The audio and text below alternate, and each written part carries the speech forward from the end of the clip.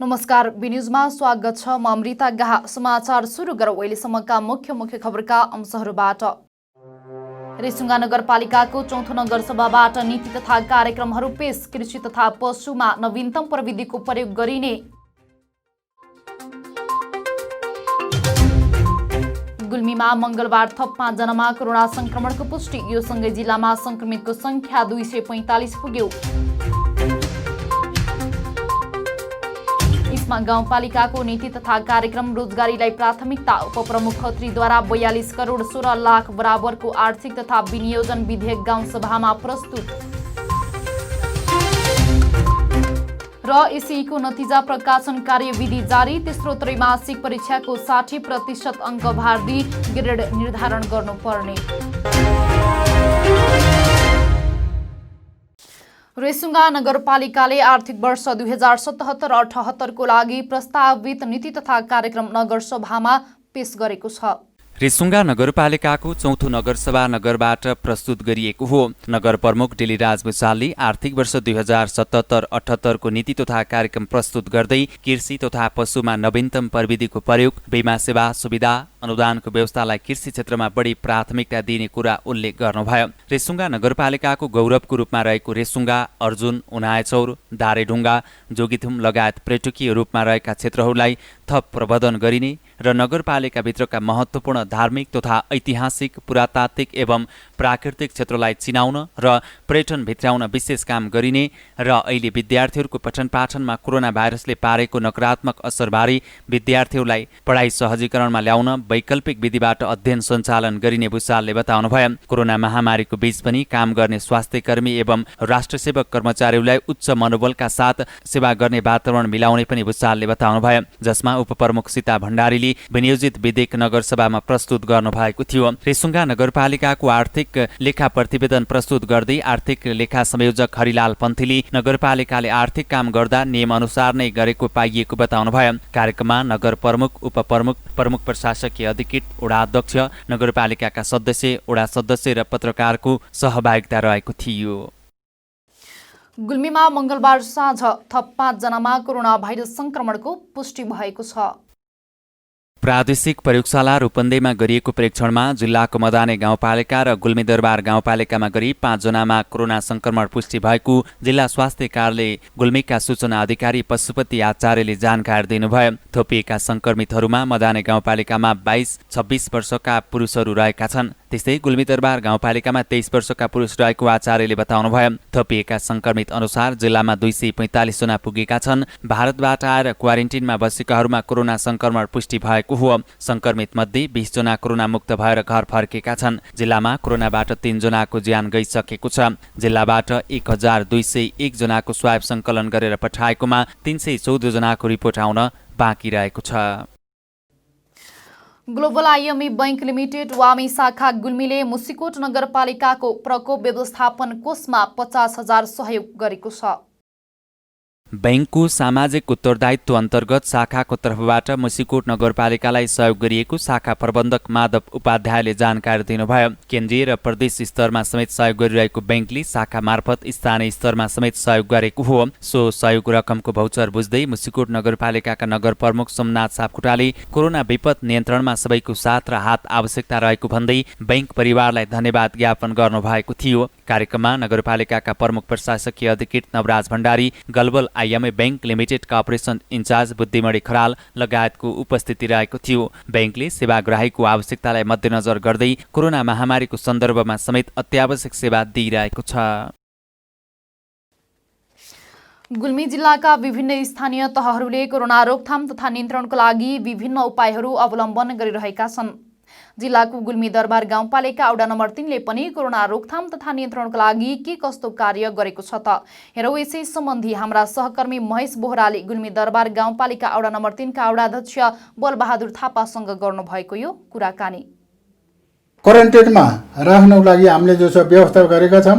उहाँहरूलाई जो छ तपाईँहरूको छोरा नातिका आउँछन् या तपाईँहरूका परिवारका जो छ आउँछन् भने उहाँहरूलाई जो छ हामीले गाउँपालिकाले क्वारेन्टिनमा बसेर उहाँहरूलाई जो छ स्वास्थ्यको सुरक्षाको लागि सुरक्षाकर्मी र खानापिनाको बन्दोबस्त गाउँपालिकाले जो गरेको छ तपाईँहरूलाई जो छ कोही परेशान हुन्न, बस्नको लागि, सुत्नको लागि, बाथरुमको लागि, पानीको लागि सबै चिजको व्यवस्था जो छ गाउँपालिकाले गरेको छ। र त्यसमा गाउँपालिकाले हेर्ने कुरा जो छ, गाउँपालिका जो हाम्रो जो छ स्वास्थ्यले हेरिरहनुहुन्छ। तपाईँहरूलाई जो छ त्यस्तो कोही समस्या भयो भने तपाईँहरूले जो छ एकदम जो छ उहाँलाई रिपोर्ट गर्नुहोस् र तपाईँहरूले जो छ राम्रोसित जो छ क्वारेन्टाइनमा बसेर राम्रोसित जो छ हात धुनुहोस्। तपाईँहरूले जो छ नजिक भएर नबस्नु।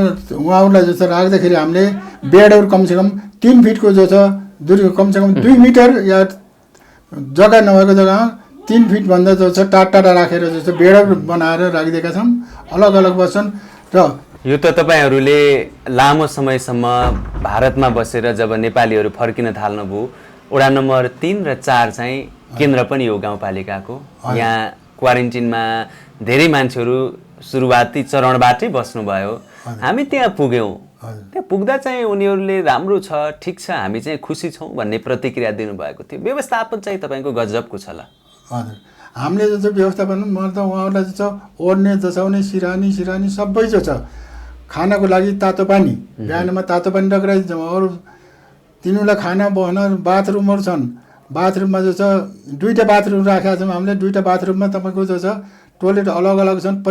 मतलब महिलाको लागि अलग, पुरुषको लागि अलग अलग टोइलेटहरू छन्। अरू खानाको लागि कोही समस्या छैन उहाँहरूलाई।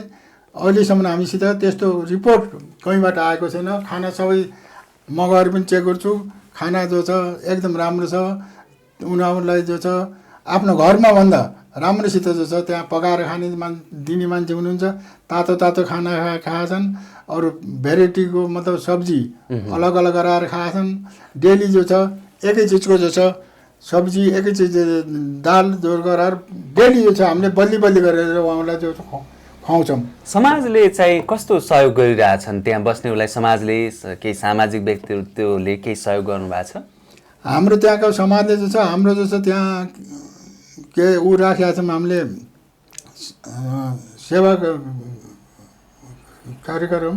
सेवामा जो छ हाम्रो जो छ त्यहाँ जो छ हामीले 8वटा स्वयंसेविका राखेका छौँ। स्वयंसेविकाले जो छ उहाँहरूलाई जो छ भित्रबाट जो छ कोही मान्छे बाहिर पनि नजाओस्, अरू बाहिरबाट भित्र पनि उहाँहरूको अभिभावकहरू कोही जो छ नआउन् भनेर जो छ स्वयंसेविकाहरू छन्। उहाँहरू भित्र बसेका मान्छेलाई केही चिजको जरुरी पऱ्यो भने या साबुन, ब्रुस, जुत्ता, चप्पलहरू चाहियो भने उहाँहरूले जो छ मगाइदिनुहुन्छ र उहाँहरूलाई जो छ भित्र लगेर दिनुहुन्छ। खाना चाहिँ होटेलबाट खुवाउनु भएको छ कि त्यही मेस सञ्चालन गर्नुभएको छ? हामीले जो छ खाना त्यही मेस सञ्चालन गरेर खुवाएका छौँ। त्यसमा जो छ कोही जो छ ऊ छैन, प्रब्लम छैन। हामीले जो छ हरेक चिज जे चाहिन्छ त्यही भित्रीबाट जो छ मेस सञ्चालन गरेर दिन्छौँ। भारतबाट मात्रै नभएर अन्य ठाउँबाट पनि मान्छेहरू आए लकडाउनको बिचमा पनि, उनीहरूलाई पनि क्वारेन्टिनमा राख्नुभयो? राखियो छ। हामीले जो छ मतलब पहिला हामीले काठमाडौँबाट आएका, बोटोलबाट आएकालाई पनि हामीले क्वारेन्टाइनमा राखिरहेका थियौँ। तर पछि जो छ हाम्रो गाउँपालिकामा निर्णय भयो अब इन्डियाबाट आफ्नो स्वदेशबाट आएकालाई होम क्वारेन्टाइनमा राख्ने 14 दिनसम्म, त्यो जो क्वारेन्टाइनमा नराख्ने भनेर जो छ हाम्रो निर्णय भयो छ। बाँकी विदेशबाट आएका या इन्डियाबाट आएकालाई सबलाई जो छ हामीले 14 दिनसम्म त्यही जो छ क्वारेन्टाइनमा राखेर उहाँहरूको जो छ परीक्षा गरेपछि उहाँहरूलाई जो छ नेगेटिभ आयो भने उहाँहरू उहीँ बस्नुहुन्छ। अगर पोजिटिभ आयो भने 14 दिनको बादमा निस्कनुहुन्छ। 14 दिनको बादमा निस्केर पनि मेरो वार्डमा 14 दिनको बाद निस्केर फेरि यही जो छ हाम्रो स्कुलमा जो छ यही म्यालपोखरीमा के अरे रुन्खा माविमा जो छ हामीले 1 हप्तासम्म जो छ उहाँहरूलाई यहीँ राखेर घर पठाउनुहुन्छ। समाचारमा पालो भएको छ विश्रामपछि पुनः उपस्थित हुने नै छौं।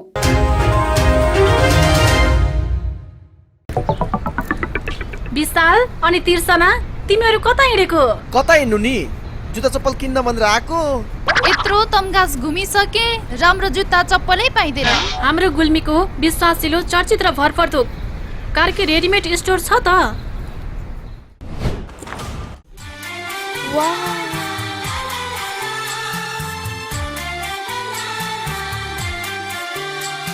हामी कहाँ Shikhar Royal, Rocket, BF, Black Horse लगायत विभिन्न ब्रान्डका party shoes, sports shoes, school सुजका साथै लेडिज जेन्ट्स तथा बच्चाका हरेक प्रकारका फेन्सी रेडिमेड कपडाहरू, ब्यागहरू थोक तथा फुटकर मूल्यमा बिक्री गरिन्छ। Proprietor Arjun Karki. Phone number 079 520 636। Karki readymade and shoes centre, Tamghas, Gulmi. एकपटक आएर त हेर्नुहोस्। Evergreen party palace and restaurant. हामी कहाँ एसी रुम तथा नन एसी रुम, 24 घण्टा तातो चिसो पानीको व्यवस्था, शान्त रमणीय वातावरणमा 24 घण्टा गाडी रिजर्भको पनि व्यवस्था छ। Our services. We are open for birthday party, wedding party, seminar reservation, all kinds of fast foods and home delivery also available.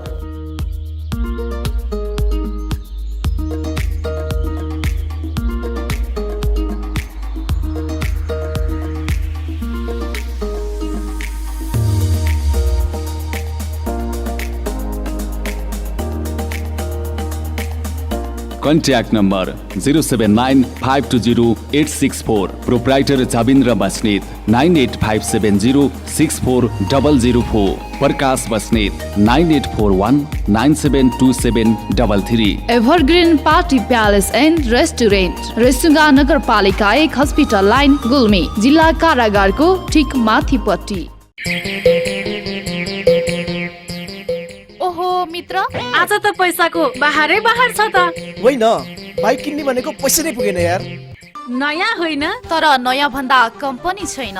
आउनुहोस्, अब तपाईँले खोजेकै रेटमा नयाँ तथा पुराना मोटरसाइकल खरिद बिक्रीको लागि रेसुङ्गा रिकन्डिसन हाउसमा। विभिन्न कम्पनीका मोटरसाइकल खरिद बिक्रीका लागि हामीलाई सम्झनुहोस्। सम्पर्कका लागि Resunga recondition, Tamghas, Gulmi. Phone number 9861717976 र 9842766136। एकपटक चलाएर त हेर्नुहोस्। विश्रामपछि पुनः स्वागत छ। अब लागौ बाँकी समाचारतर्फ।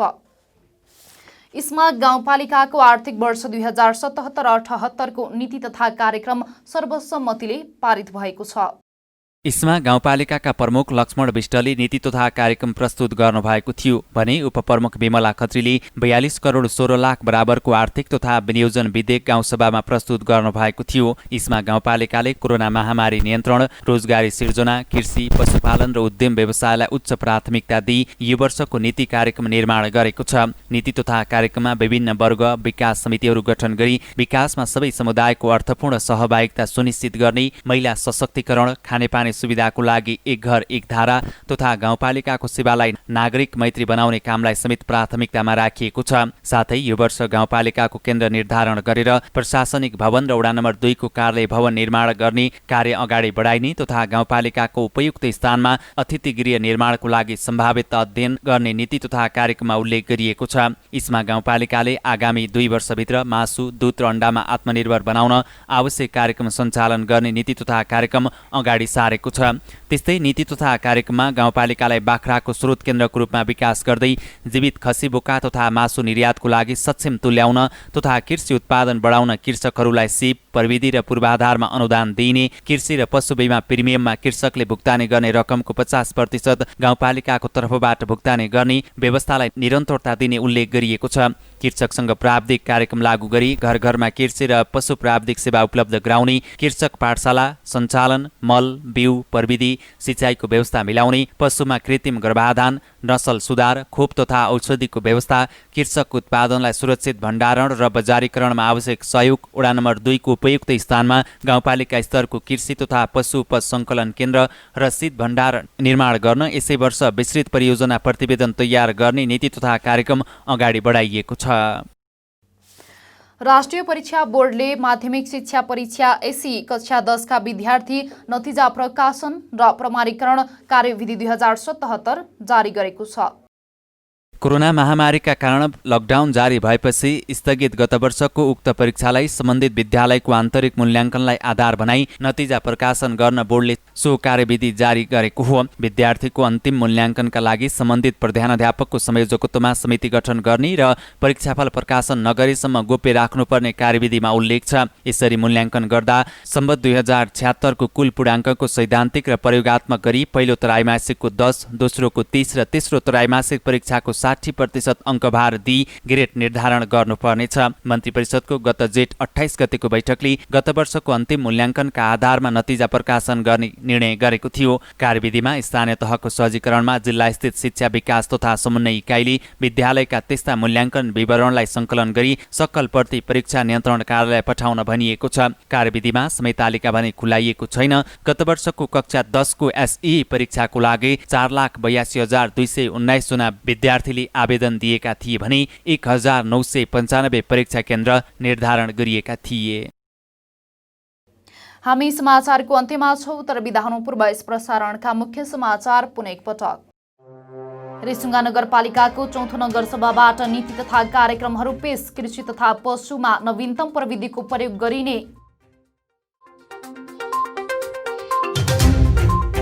गुल्मीमा मंगलबार थप 5 जनामा कोरोना संक्रमणको पुष्टि। यो सँगै जिल्लामा संक्रमितको संख्या 245 पुग्यो। इस्मा गाउँपालिकाको नीति तथा कार्यक्रम रोजगारीलाई प्राथमिकता। उपप्रमुख खत्रीद्वारा 42 करोड 16 लाख बराबरको आर्थिक तथा विनियोजन विधेयक गाउँसभामा प्रस्तुत। र एसईको नतिजा प्रकाशन कार्यविधि जारी। तेस्रो त्रैमासिक परीक्षाको 60% अङ्कभार दिई ग्रेड निर्धारण गर्नुपर्ने। अहिलेलाई बी न्यूज यति नै। हेर्दै गर्नुहोला BTV HD। हवस् त, नमस्ते।